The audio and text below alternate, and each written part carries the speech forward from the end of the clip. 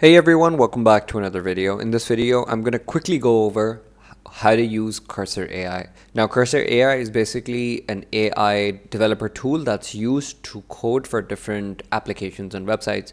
And the way that it works is you just type in what you need, and Cursor AI will write it down as code on your left portion of the screen.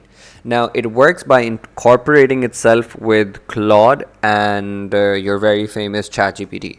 Now, 2 minutes is a very small time to explain everything on how it works and set it up, but I can give you a brief introduction on how you can use it to your advantage and what it can basically do. So it can autocomplete your code if it's incomplete. It can start with code generation. If you just type in text what you want the code to do, it can add in multi-line edits that you can just simply add. Okay, I don't like this, I want it like that.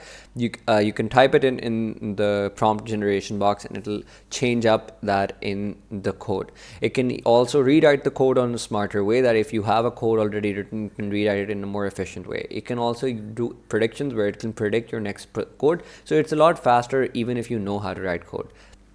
So, and you can you can even ask queries about code. You can have references, image support.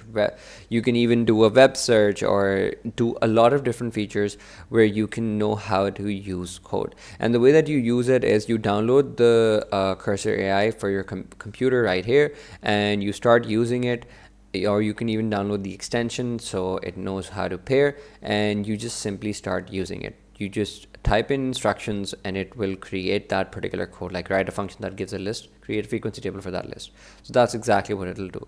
So that's basically how Cursor AI works. 2 minutes is not enough time to go over everything, but if you guys want an in-depth tutorial, please let me know. I'll hopefully get to that as well. Thank you for watching. I hope this video was helpful.